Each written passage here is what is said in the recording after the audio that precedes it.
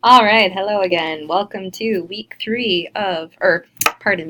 part three of your week 4 lesson. So, in part 3 of your lesson on prevention and promotion programs, looking at chapters 10 and 9 of your textbook, now we're going to get into some of the specific programs that are doing really exciting work in the community for folks that do have some fairly complex social and psychological issues. So the first group of programs we're going to talk about are a group of programs that we would call social emotional learning programs. Now, these are programs that are school-based, will typically be secondary prevention, sometimes primary prevention though, depending on the school and how this program is being implemented. And basically, what these programs do is their whole intent is to promote resiliency, promote positive emotional development in kids. And of course, what makes a lot of sense is for us to implement these programs in elementary schools where we can reach large amounts of children all at once. Now, one style or example of one of these social emotional learning programs is collaborative for academic, social, and emotional learning. So this is a program that facilitates the adoption of these different social emotional learning programs in schools. And what we have found is that after evaluating and conducting research on these different kinds of programs is that there have been significant positive changes. So the kids, what we do is we will do kind of a measurement prior to implementing the program, see, okay, what their skills levels are like before we implement the program. Then we give them the program, and then we test them again.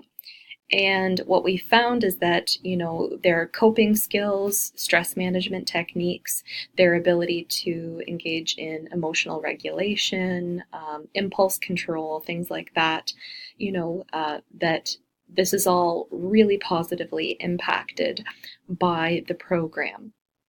So some really interesting stuff there. Now, another example of a group of programs that we're really interested in community psychology are our home visiting programs.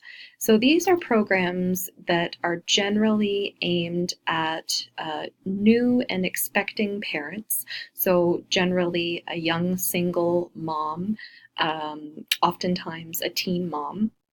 And the idea is that the mom or the expecting parents are visited by some sort of professional, usually a nurse, a public health nurse, who will provide, health information, pregnancy support, and lots of good info about positive parenting techniques once the child is born.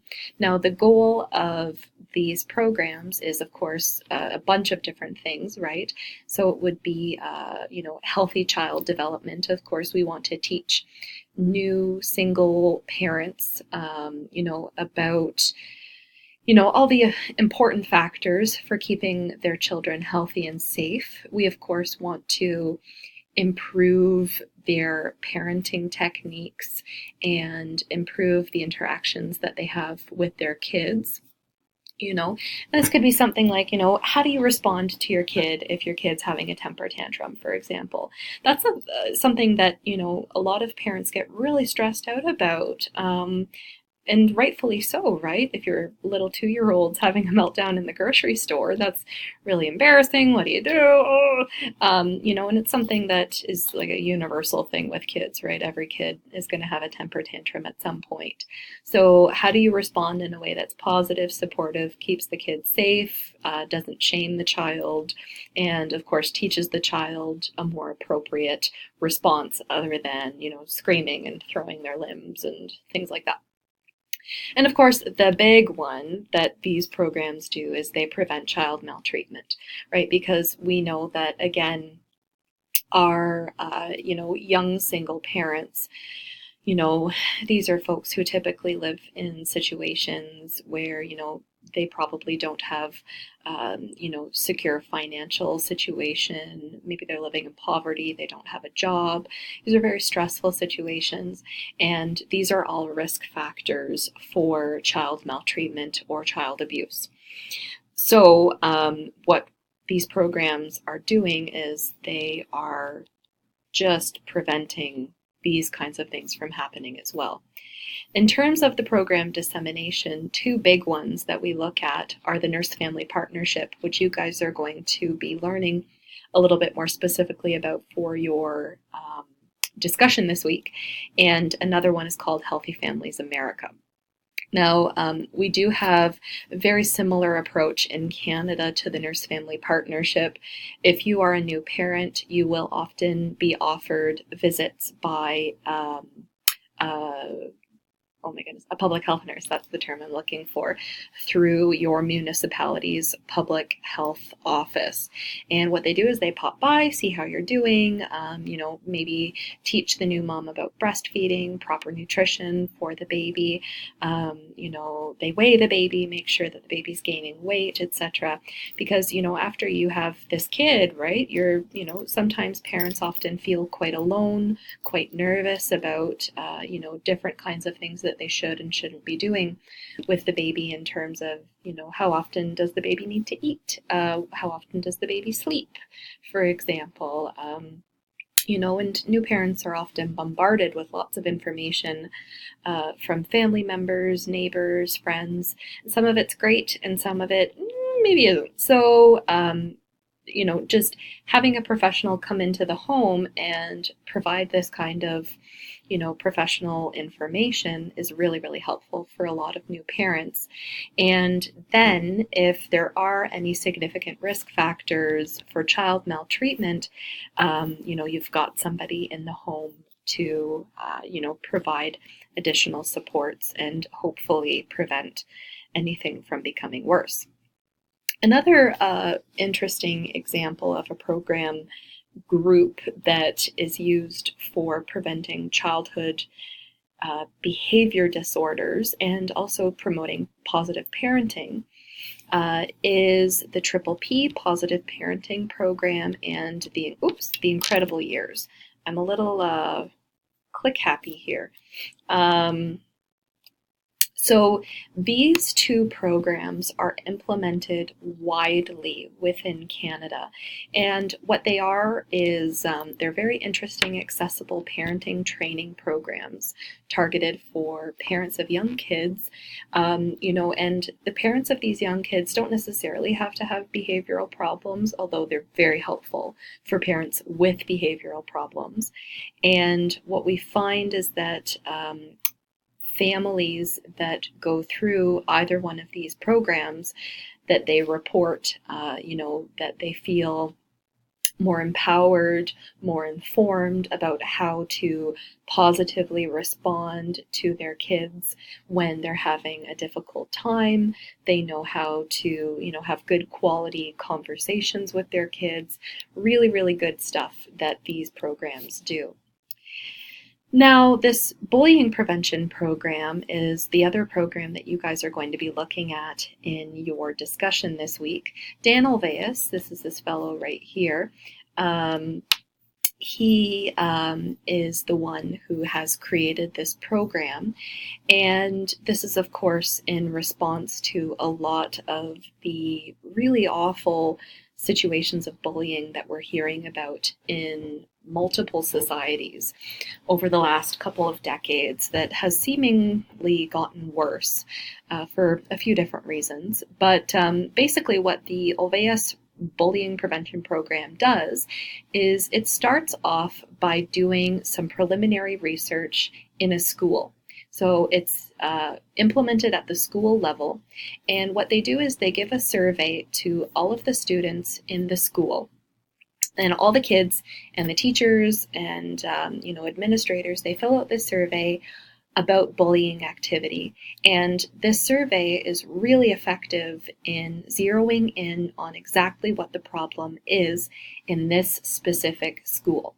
So in this regard, the school is able to get some very meaningful data that's extremely useful for them to identify what is happening in the school. So based on that, they discuss the results of the survey in the school. They create a committee for how to deal with these results. A couple of different things. So we increase supervision of what we would call a hotspot in the school, a place where bullying is happening more than others. And we do some training around prosocial structured play. Prosocial is a term in psychology that refers to a healthy, positive interaction with another person. So of course, these are the types of social skills that we're hoping to teach kids. And then basically we have regular check-ins around what is going on, clear rules, etc. So this program has been, again, really effective for the schools that have implemented it, because essentially it allows for flexibility to tailor it to the school and the needs of that specific school. So some really interesting stuff. So those are some examples of some specific programs that have been implemented. Now, unfortunately, one of the things that we need to be aware of when it comes to implementing prevention programs is that sometimes if the program is not implemented carefully or studied effectively in advance of implementation, that there can be some really negative, unintended, harmful consequences to the program. One example that's talked about in your textbook is the Scared Straight program. So the Scared Straight program was this kind of, when I say it, it sounds like, of course, this is something that would backfire. But basically it was created to deter youth from engaging in criminal activity. And what they did was they got, people who had been charged with a crime formally in their life. So they brought young at-risk youth into jails, and basically people who had committed crimes essentially just scared the crap out of them and yelled at them and, said, if you continue down this road, this is what your life's going to look like, and a really negative approach, and it backfired.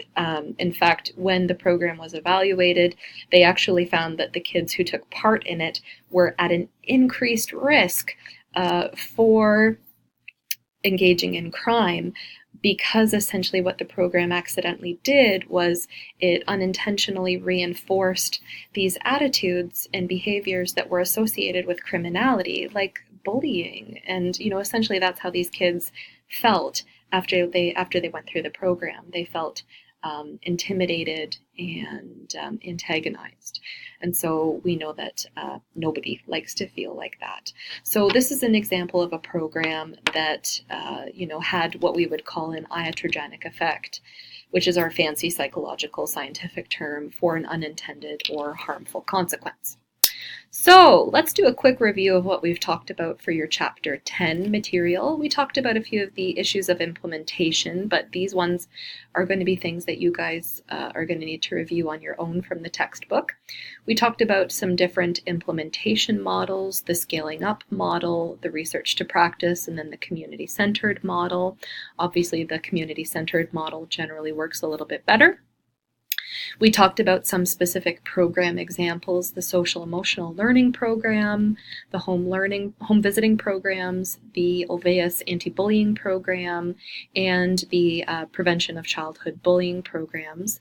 And then we've just talked about some unintended consequences or iatrogenic effects of these kinds of programs that we need to be really careful about when we are implementing these kinds of prevention programs.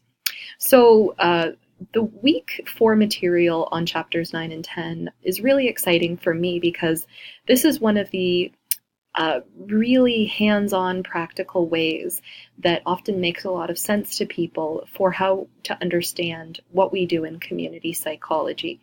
These are really meaningful ways for us to make a difference in people's lives, and people who work in community psychology will often work in a program like the ones that we have talked about today. So some really exciting stuff. I hope that you're enjoying everything that we're talking about and finding it meaningful. Again, have a great week, and you're doing great work. Take care, everybody. Cheers.